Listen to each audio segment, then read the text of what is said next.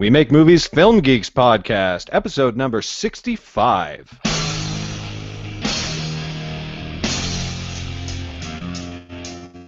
Welcome to the We Make Movies Podcast. Make one film at a time.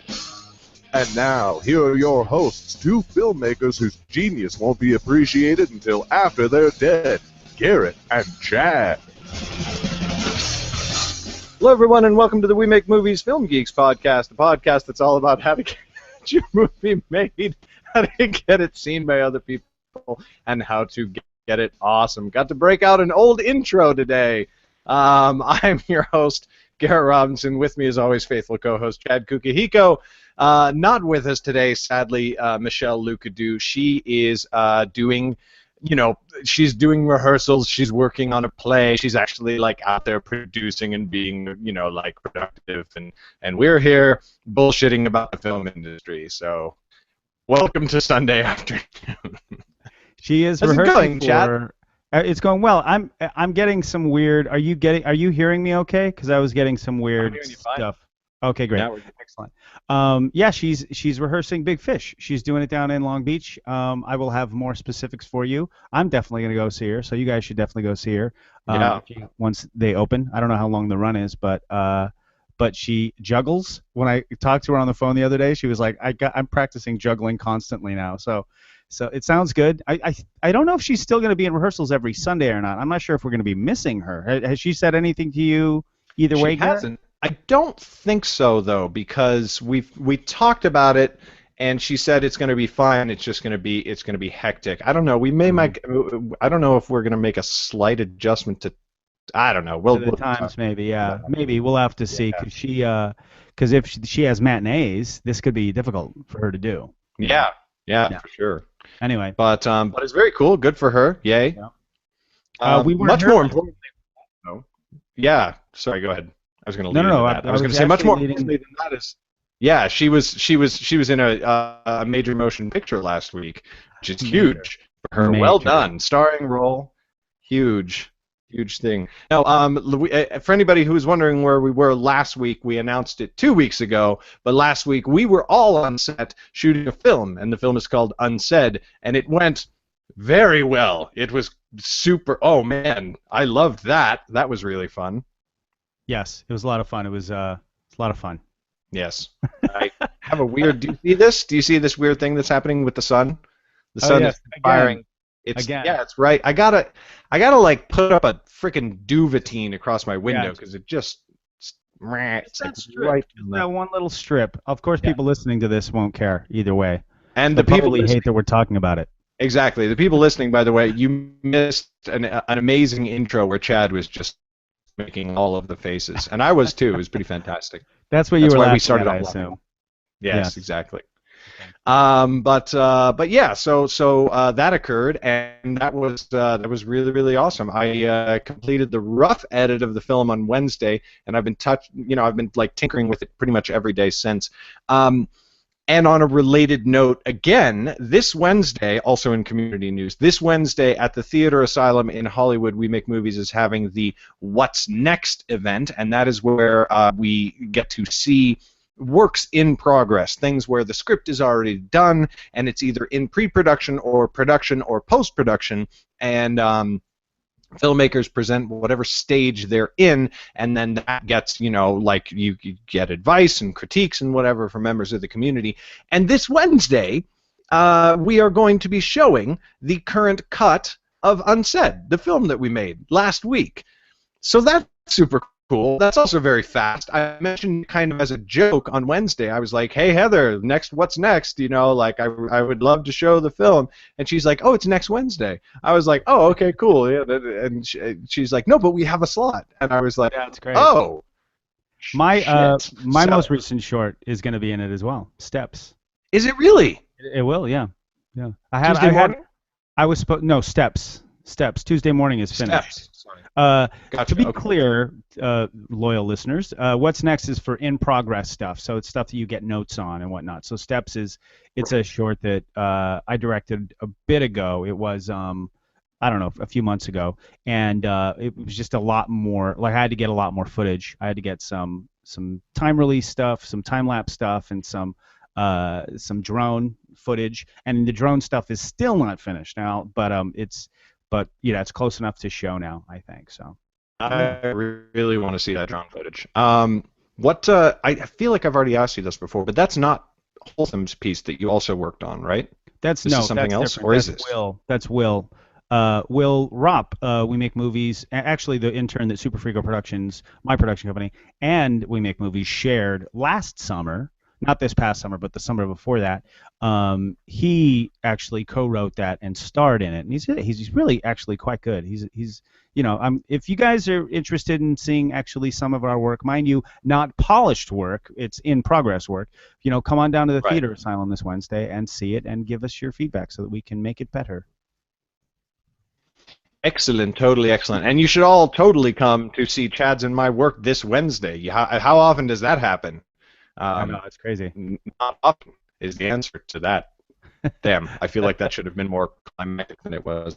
But no, and I'm really, really pleased with not only with what we shot, but like already with the edit. It's not even done yet, but like I'm really happy with it. Like, and I mean, obviously, I'm going to talk about that in my main topic. So let's just launch into it. By the way, just as an advance warning to anybody listening or watching, today is going to be a little bit of a shorter show than normal because Michelle's not here, so it's just Chad and I with our segments. So that's happening. And most importantly, we didn't find out that she wasn't going to be here until we were about to start. We could have prepared more material, but we had no time to do that. So anyway, as you were. You know me, though. Honestly, it's probably a good thing that this has happened because prepping more stuff would have been fun. Anyway, let's get into the general news. And Chad, you are up first on the general news. So feel free to virtually pat me on the back, everybody, because, I mean, I know I'm not the only one who's been saying it, but you know that I definitely have been saying that HBO Go will be available a la carte. And I actually gave a deadline. I can't remember how long ago it was, but it was when we did the NFL Now site, when I heard about that site. That I said at that moment that a year from then, and like I said, I only think it's a few months ago, HBO Go would be available a la carte. Now, I woke up this Monday morning. You've probably already heard this because it happened just like almost an entire week ago because it was Monday.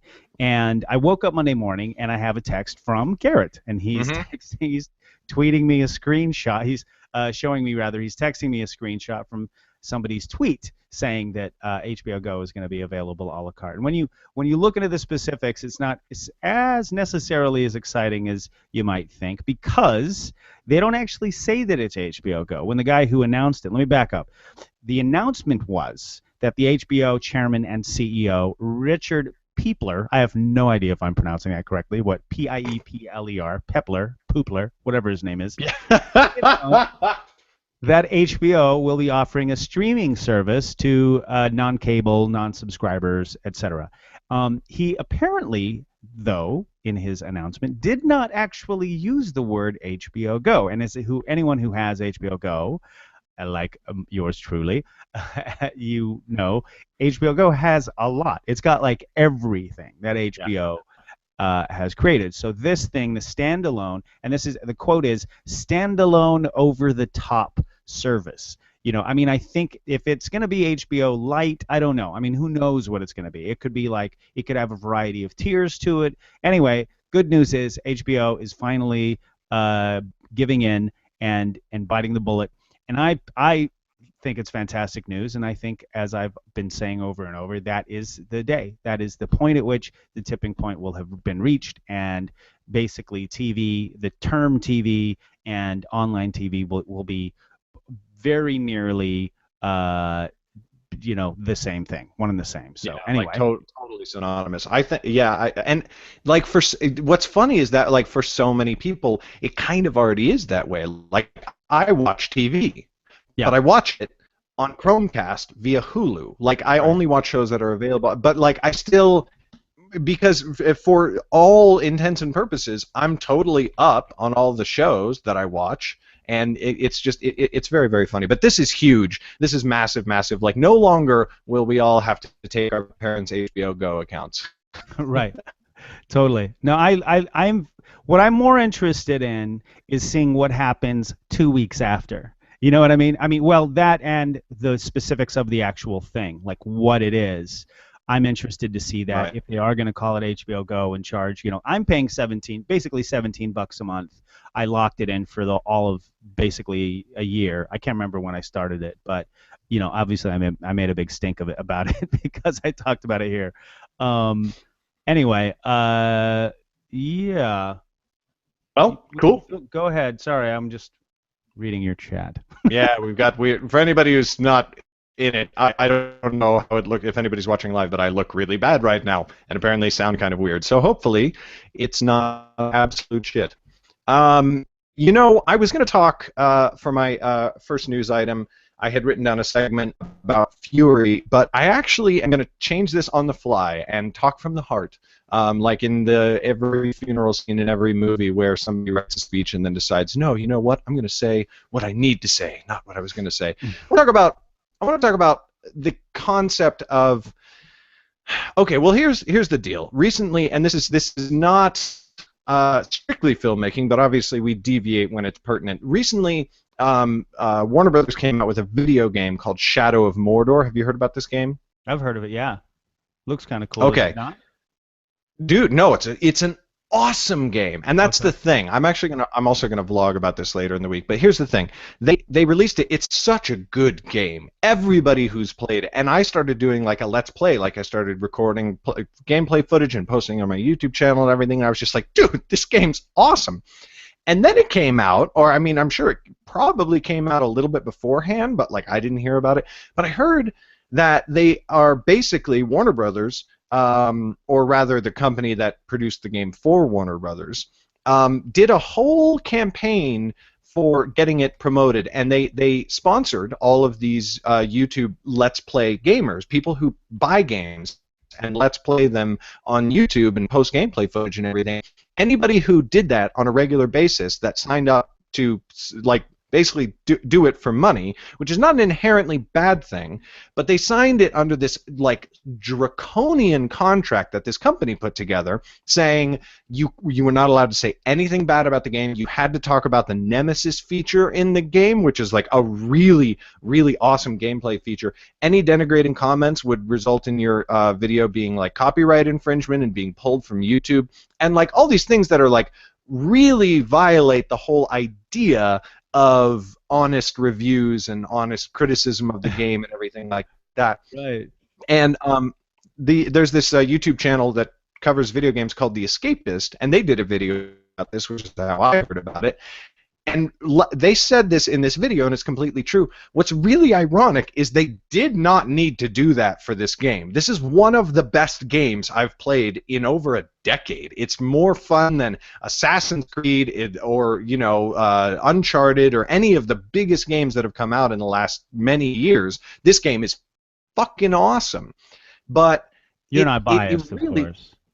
Well, I mean, I am, and I say that with full bias and everything.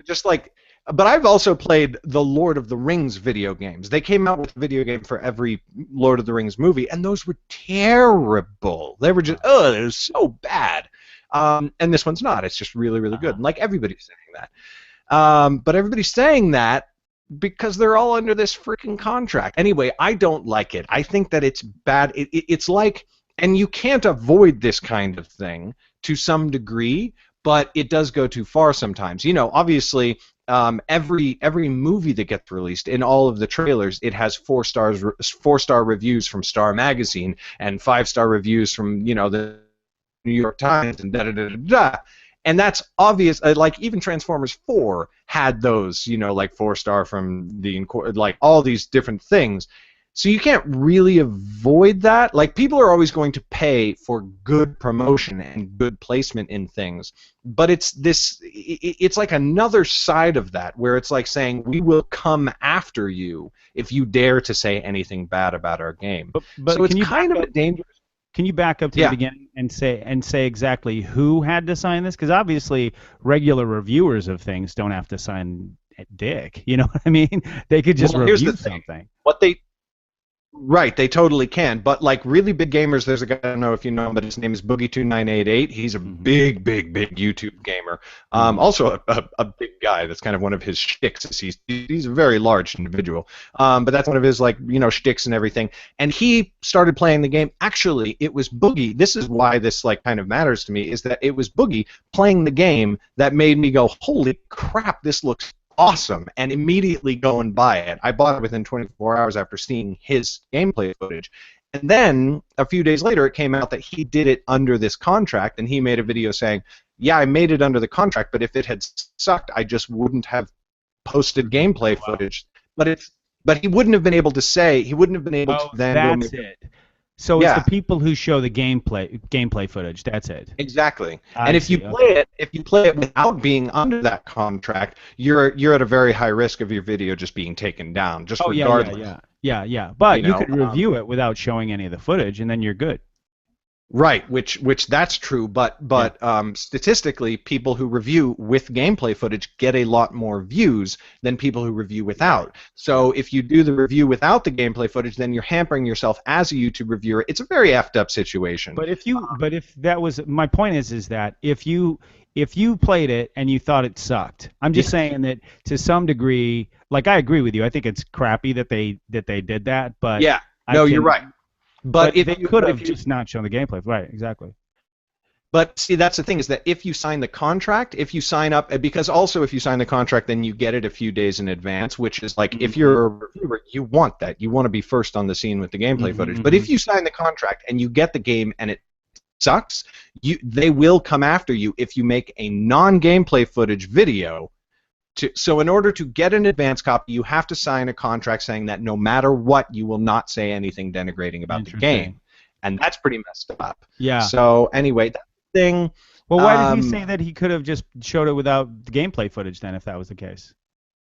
No, he said that he just wouldn't have done a review. Like if he got the game and it sucked, then he wouldn't have talked about it at all. But that's not the same as being free to go, hey, I played that game and it sucked.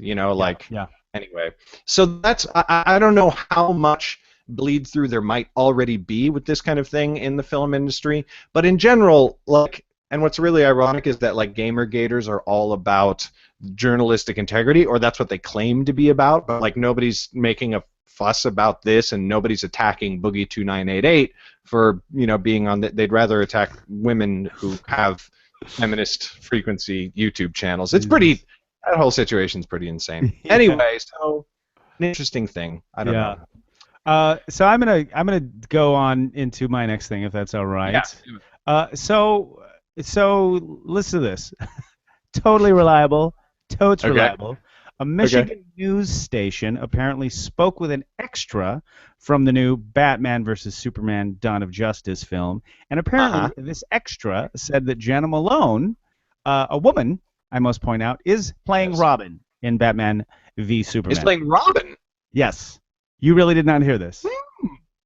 No, I did not hear about this at all. Are you pretending not to? Really? No, I absolutely did not. I'm going through your segment and reading it. Yes, well, wow. It was actually everywhere. It was actually a couple 3 days ago. I didn't until I was doing research for the segment here. I didn't actually see how really kind of unreliable that news station is. I mean, Hollywood Reporter also reported I don't know how long ago, but that she was going to be in the film as a special character, though they didn't say what. And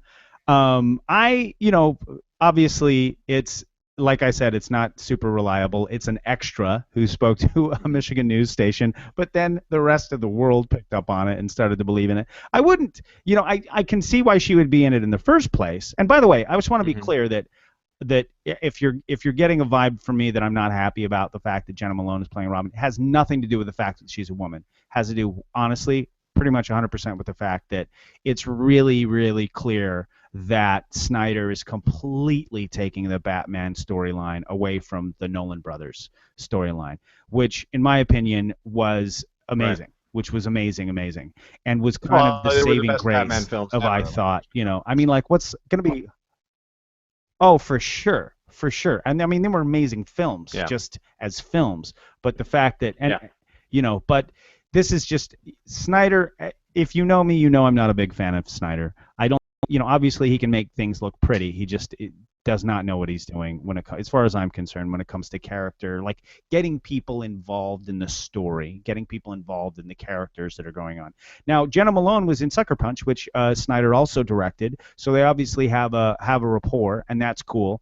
But I don't know. It's just I know people who are like friend of the show, Ryan Thompson. He's holding out hope for it. He likes, he's from Boston. Ben Affleck's from Boston. I think for that purpose, he's trying to keep it Bostonian. I don't know, but I don't know. I don't have any faith in it, and this news gives me even less faith. I don't have any faith in it because most Batman movies still. Well, I don't know about most, but there's still, like there were a lot of bad Batman movies, yes. And then there was the Nolan movies. So going away from that, I completely agree with you. Also, Snyder, I'm sort of like, eh. Here's one thing about Jenna Malone and female Robin specifically.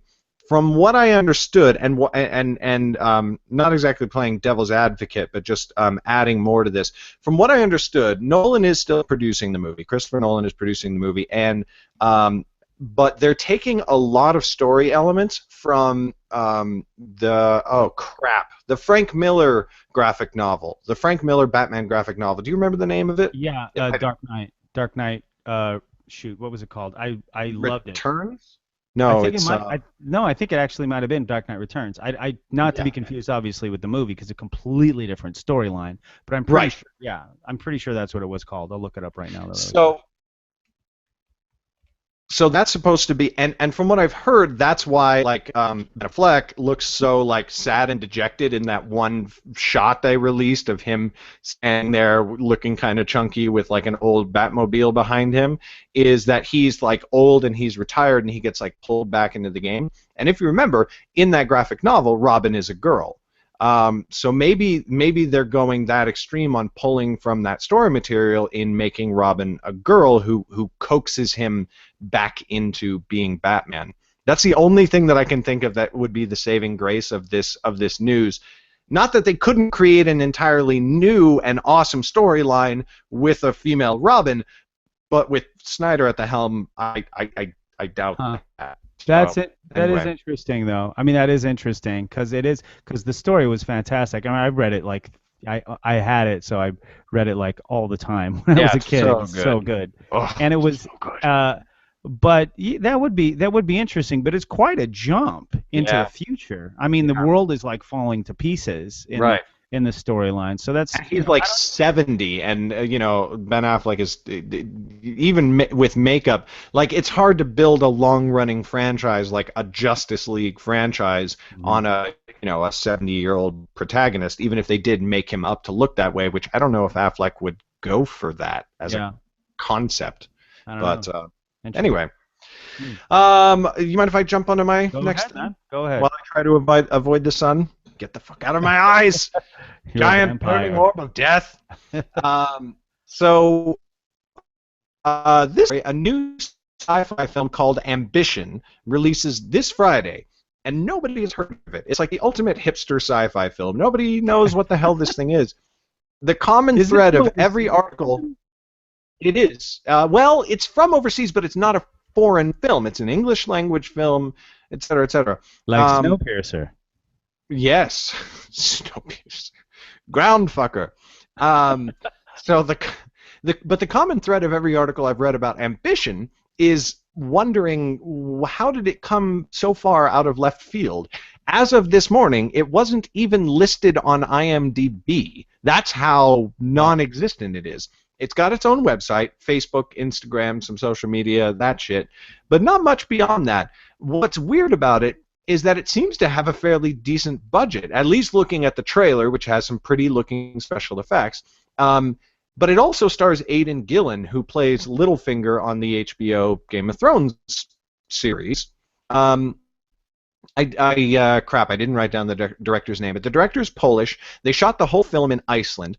But this director is Oscar nominated. In 2002, he was nominated for Best Animated Short Film for a very weird little animated short film that I'm not sure I actually liked because it was very bizarre and didn't really seem to have like a plot or a point. You know, for some people that doesn't really matter, but for me, I was sort of like, but it's cool. It's a cool looking film. It's got a great aesthetic, and the trailer has a great looking aesthetic. But the trailer, I have no idea what it's about. Like I know what the film's about from looking at the synopsis, but watching the trailer, you don't get anything. You just get a sense, which can actually be a very, very good thing. I mean, look at the original trailer for Alien. You knew nothing, but it looked terrifying and awesome, and it was both of those things. So take it with a grain of salt, but it isn't a completely original sci-fi feature film, and it's got some good actors in it. So I'm gonna find it. I'm gonna watch it as soon as I find a theater that's actually playing it, because it's not necessarily getting like wide release, but it will be showing at some theaters in LA. So maybe worth checking out. Again, it's called Ambition. I'm curious if it's going to come out digitally as well. You know what I mean? I'm curious. It's like the kind of film that would. Yeah. Cool. All right. Well. Anyway. So anyway, we're going to dig into the main topics now, and I have the first one. So shifting slightly towards politics because, well, you'll see in a moment. Because since Obama's I have a second effect for them. Since Obama's very successful 2008 campaign, which by the way, their sort of social media and their internet strategy was one of the main reasons it was as successful as it was. So ever since then, social media has been playing into politics in ways that it never did before, obviously, because it probably didn't exist much before then. But now, could Twitter you just say really quick one more time? Could you just say the word politics? Politics. There we go. Just wanted to get that in there. Oh, that's lame. Sorry. That's your opinion. Anyway, Twitter and Facebook were used enough in the 2012 elections to instigate a number of different articles and reports on it. And then last month, the Republican National Committee launched a new app called the Voter Challenge app, and they were basically what they're trying to do is kind of they're trying to get it to catch fire in a way that the ALS Ice Bucket Challenge would work. So the way the app apparently works, I haven't used it myself, but according to reports of it, reviews, it pushes Republicans to pledge their support and then challenge 3 of their friends to also pledge their support, which they're hoping will then go on. Anyway, I'm a little skeptical that app is going to work that much because Republican voters are quite a bit older than Democratic voters, and it's usually the younger people that are they take on apps well. And this app was launched like last month, so it's not that I don't think that old people get use apps and stuff. Obviously, Facebook is pretty much filled with older people now. The younger people are going more towards Instagram and whatnot. But no matter what, sorry, somebody keeps IMing me. You are IMing me in the middle of this show. Anyway, so no matter what apps or social media drives are going to happen this year's elections, and again, they're only like 3 weeks away. There's 3 weeks and 2 days. It's going to be very, very, very interesting. It's probably going to be one of the more interesting midterm elections ever. Most polls show that the Republicans are going to be taking over the Senate, which means that they'll be Senate and the whole, all of Congress, because the House is going to be theirs through 2020 probably because of the jerry rigging and whatnot. But they show that despite the fact that the polls are showing, and even Nate Silver's 538 blog show that they're taking it over by, Nate Silver says that there's like a 60%, 55 to 60% chance they're going to be taking over the Senate. But when you dig down into the details, you see that actually when you're looking race by race, the races that are most in question, we're talking all 9-8 of these, this year's swing states, the margins are so tiny, and he always has this range where there's like a 90%. It's 90%. It's going to happen somewhere in this range, and this is where it's going to fall. That range without exception of those top 9 are swing states, is straddling that that 50-50 point pretty well, even though most of them he has them going over by literally 1, 2, 3 points. Up to like 5 in those top 8 states. So it's going to be, no matter how you look at it, it's going to be a nail biter this year's midterm elections. And if you're a political junkie like me, it's going to be a very long, very interesting night. So keep your Twitter on, keep your chat roulette cooking. On November 8th this year, it's going to get nutty. Interesting. I will be waiting with bated breath for The Hobbit, which will be happening right around that same time. I will vote. I want to clarify that. I do vote. I'm not one of those people who's like, oh, I'm too cool to vote, because F that noise. It doesn't, whatever. It doesn't, to be completely honest, it really matters a lot less here than it does in those 8 states. But, anyway. Right. Yeah. That's the thing. Yeah. That's one thing that I love. It's like, but it's when you're in a state that's either really red or really blue. When it comes to the big thing, obviously on a more local basis, it obviously does. I mean, if you want changes, but on a national level, you're really not going to make much of a dent. It is what it is. I hate to be a naysayer, and I'm not saying don't speak your mind. If you believe in something, on. But anyway, sorry. Go ahead. Yeah, no, I have some more right-leaning, more right-leaning friends than I am anyway. And like during the last election, they were all, Romney, and they were like, come on, guys, we've really got to mobilize in California, and da-da-da. I was like, oh, you're adorable. You're just you're so cute that mobilizing people in California is going to get us to vote for. How cute. But the smart people. My viewpoint. Go ahead. Sorry. Well, I was just going to say my viewpoint, by the way, as an aside, I'm going to vlog about this hopefully this week as well. If you're the type of person who says, I don't vote because I don't believe that either party will do the thing, my advice that I always tell people who tell me that is go vote third party, because I agree in a lot of cases that neither party serves like the best interest of the people who actually vote for them. If you are a Democrat or a Republican, great, good for you. But if you feel disenfranchised by both those parties, go vote third party. I would love for us to have a third major political party in this country, because I think options are good. I think choices are good. And if you could get like 20% of the vote to go to a third party, I think somebody would try to create a third political party, and I think that would be a good thing for the country. Interestingly, that move is kind of already happening. I mean, really? Well, listen, I've been for 6 years. I'm a hipster. There are 3 senators. Well, there's 2 senators, I think, right now that are in the Senate that are independent, and they both caucus with the Democrats.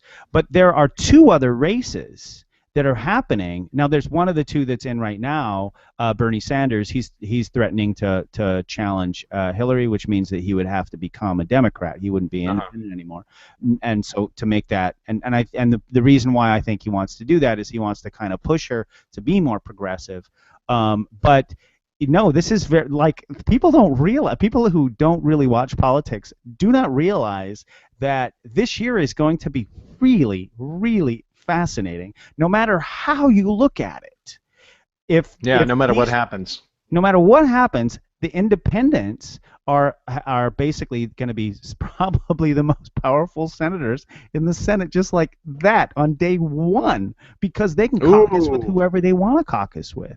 And if they wanted to, like, those 4 guys could get together and shift it either. I mean, that's how crazy it is. It's actually already happening. Okay. Hey guys, let's make it happen. Third political party. Okay, let's get back to Film Geeks. Go ahead. So I want to. Are you okay if we move to the next main topic? Of course, yeah. Awesome. All right, so I'm going to jump into my main topic, and I want to talk about a topic related to the film shoot last week. Because last week, in case you didn't hear us mention it at the top of the show, we made a movie called Unsaid. I want to talk about hiring people who know what they're doing, because the film wouldn't have worked as well as it did, and I thought that it was like totally awesome if we didn't have a whole bunch of people working on the crew who knew how to do things that, like, I didn't do and didn't know how to do. And all of us, like, if you don't have people who are really pro at their jobs more so than you are, and place your faith in people like that. First of all, Chad will be the first person to tell you that I don't know how to stick to a schedule at all. Like, I'm not good at that, even a little bit. And I don't mean that in a cute way or to be like needlessly self-deprecating. I am bad at schedules. That is a thing that I recognize about myself, that when I'm doing something important, I have somebody else there enforcing the schedule. And that's why Chad, as my first AD, is like the best thing ever. And when I can sink my claws into him and get him to do my projects and take time away from what he's doing, I'm very, very happy about that, because you're so good at handling these things. Not to, stroke you too much. It's just true. And similarly, no, I earned I it. know a I'm lot. not going to poo-poo that. I worked my effing butt off for Unsaid, so feel free. Yes, you did. And similarly, I know a lot about a lot of technical aspects of filmmaking. I consider myself pretty good at camera work, at like actually being a camera operator, and I'm also really good in sound. Those two things are where I got my start. I started work as a sound mixer. You remember I did that for you back in the day. That's how we met. And I worked as a I worked as a cam op for a long time. But I almost know nothing about lighting. So having Denny as the Chad's brother is named Denny, and he's my go-to director of photography. And then a guy who I only met a few months ago, but who's great, Andrew Kowalski as the gaffer, made it so that I didn't have to think about the lighting. I could just set up the scene and tell them generally what I was looking for, and they did it. So you get the idea, and I've talked about this on the show before. But basically, if you're making a film from any kind of executive position, you're the director, you're the producer, whatever you are, you really have to know the importance of delegation. Unless you really want to be the one-man band type of guy, or two-man band, like one guy with a camera and one guy with a microphone. You really got to have a crew who can know what they're doing in order to turn out like an awesome, well-made production. And that requires that you delegate to them, and that you delegate to people who know what they're doing, and that you then trust them with that job when you hand it over. I mean, not really too much in the We Make Movies community, but I have worked in film and out of film with people who hire people to do a job, but then like micromanage, like get way too into it and tell them how to do like every little thing, or try to push them out of the way and do it themselves. It's like, one, you shouldn't be thinking about that if you're trying to run the show with like a bunch of different people, and two, like, why are you wasting money hiring a guy if you're just going to go ignore him and do it all yourself? So that's why whenever I do work on sets, We Make Movie sets or otherwise, I keep track of people that I see that are really, really pro at their jobs. This is another thing that we talk about on the show all the time. And last week, I literally got to make a movie with all of those people. Like, Denny is my number one choice for DP. I've always wanted Kendall to produce a film, for me, or to like work on the production team. All of the actors, well, one or two of them I met for the first time for the project, but the others were people that I wanted to work with. Drew is like my favorite lighting guy. Art is freaking awesome, and you like assembled all those people, and they all just did it, and it was awesome. And I know I'm not the only way who walked away feeling that. At least I hope I'm not. If I find out that I am the only guy who really enjoyed it, then I'm going to be very sad. So, one, keep track of people you work with who are really professional. Two, when you make your own projects, build your crew out of people who will take care of things, especially things that you know very little about. And three, let people who know how to do their jobs so that you are operating at peak efficiency and you're not wasting time doing things that other people can do perfectly well. And if you get really, really good at doing that, you can theoretically create a film with just a cool story in your head and no idea how to actually make a film. And if you're surrounded with really, really awesome people and you let them do their jobs, you can wind up with a great movie. And that, of course, is the story of George Lucas. So that's all I have to say about that. It was a very, very awesome experience, and I hope that it ends up as a good film. So there you go. I gotta say that, I mean, I don't know if Denny and Art have worked together specifically in this capacity, but also with Art's A7S, which I'm actually a really big fan of. I like that camera. Steps. It's actually, funny thing, both of our films that we're showing on Wednesday, both were shot on A7Ss. Anyway, Mhm. that and it looked fantastic. I mean, Denny and Drew really brought their A game on Oh that God. film. And I told them. And funny side note, I ended up going home the next day and bought bringyourcgame.com. I thought the idea. I was talking about how Denny really brought his A game, and then thinking back on times when on other films of mine that he didn't necessarily bring his A game, and I was like, oh yeah, Bring Your C Game should be like a fail blog site. So I'll probably add it to. And I finally launched, although there's nothing really there, so don't bother looking at it yet. But I finally started sitesiwillneverbuild.com, which is probably where Bring Your C Game will actually end up. Nice. But yes, total from tangent to tangent. But anyway, back to the thing is the one thing that I mean I thought you really did. You guys had assembled a hell of a team. It was a really great team. I mean, there was one point where I'm first aiding, I'm slating, I'm script souping, and Denny and Drew. I mean, it was so few people doing so many different jobs and doing them decently and doing them quickly that that you assembled a hell of a team. And it was and something we forgot to mention, this company called Flink Fame was also like the whole time pulling people out and interviewing them. They were basically doing like behind the scenes stuff and whatnot, and then interviewing just about everybody. So that was also, so it was just, and then there was this like ex soap star girl who had been on True Detective and whatnot, and her makeup person. Very bizarre. But despite that, it was a pretty, we make movies centric crew. It was a good crew other than those two weird hostile apples. But no, I can't wait to see what it looks like. I think it was really great. Now now one thing I would urge you to do in the future, Garrett, is me personally, you personally, do your pre-production much sooner. Oh God, yeah. That was one thing. Now I want to say this in my defense on that, and that was one thing that I will never make the mistake of doing again. Michelle did the Kickstarter campaign, right? And then it ended mid-September, or like last couple weeks of September, and then she got cast in Big Fish. And all of a sudden, she's like, my entire schedule is completely taken up until February. So we're either shooting it in 3 weeks or we're shooting it in February. And I was just like, oh, for fuck's sake, never doing that again, ever. I still think we got a really good film out of it. Oh yeah, But the whole thing of like, okay, you've got 3 weeks to do it. Like, I mean, I'm not saying that it's not like, that filmmaking isn't like super important to me, but I also have a life. Like, I have a wife and 3 children. Yeah, but if I didn't have the time that I did have, and Denny didn't, I mean, off and on, we wouldn't have gotten that schedule done in time. I mean, that's all I'm saying, and this is for everybody, is do your pre-production.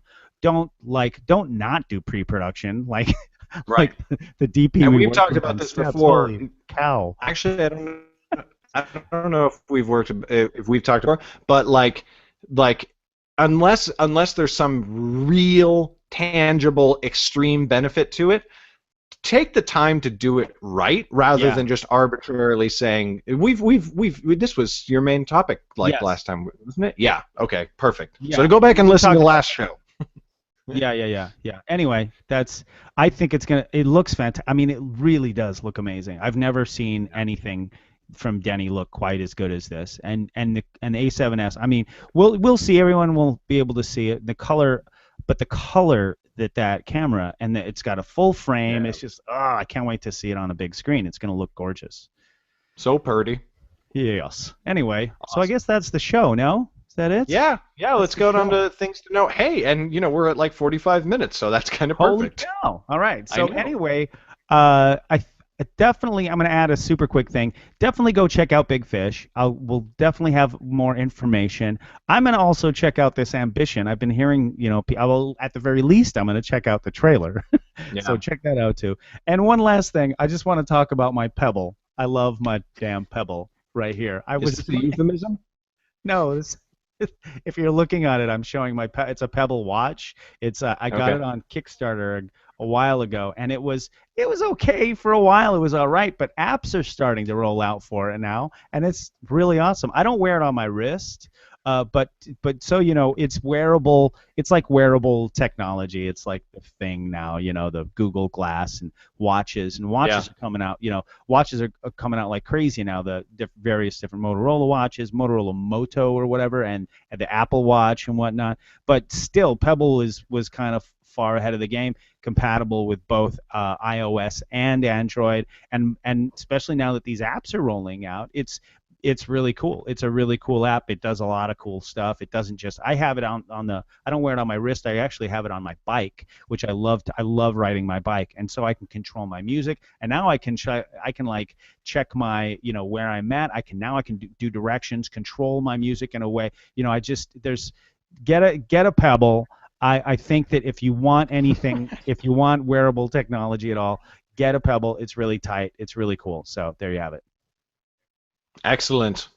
My thing to know is just a repeat. If you are a regular viewer or listener to the show, come to the Theater Asylum this Wednesday, 7:30 p.m.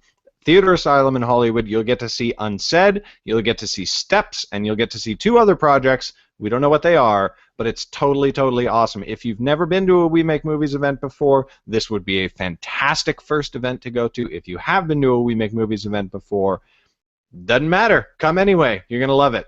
I actually know what the other 2 projects are. Ooh, are they? Speed Writing. Yeah. Michael Rusnow's Speed Writing. I think it's still a rough cut. And then Kidnapped, which is Kelly Mullis's piece. And I think Beardsley is in that as well. Beardsley's in 2 of the 4 pieces. Wow. Michael Beardsley night. Yeah. Yay. All right, and with that, I will call an end to this podcast. Thank you for the people who popped in and out of the live show. Always good to see you. I'm Garrett Robinson. You can find me at garrettbrobinson.com. Chad is at superfrico.com. You can find all of We Make Movies activities at wemakemovies.org. Hope to see you Wednesday. Otherwise, we'll see you next week. Goodbye.